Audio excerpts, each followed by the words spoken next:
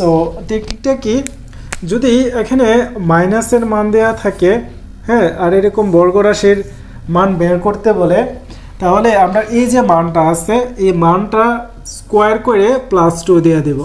সূত্রটা হচ্ছে শর্টকাট সূত্রটা, যে মান স্কোয়ার +2।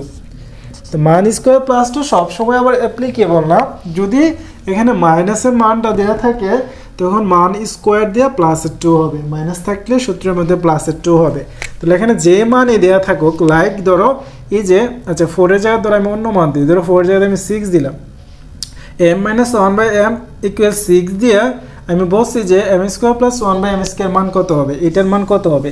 তাহলে কি হবে, সিম্পল আমি কি বলছি, মান স্কোয়ার এটার সাথে যোগ হবে 2, তাহলে 6² কত হয় 36, তাহলে অ্যান্সারটা হবে 36 + 2 = হচ্ছে 38।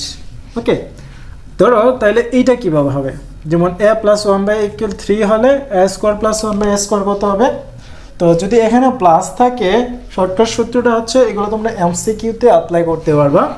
তো a + 1/a সমান একটা মান দেওয়া আছে, আর a² + 1/a মান বের করতে বলছে।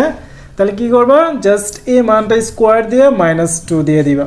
তাহলে 3² কত হয় 9, -2 = হচ্ছে 7। সো এটার অ্যান্সার হবে মূলত 7।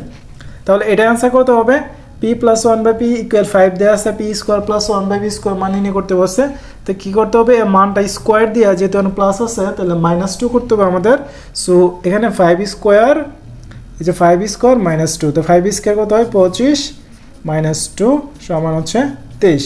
সো এটার অ্যান্সার হচ্ছে মূলত 23।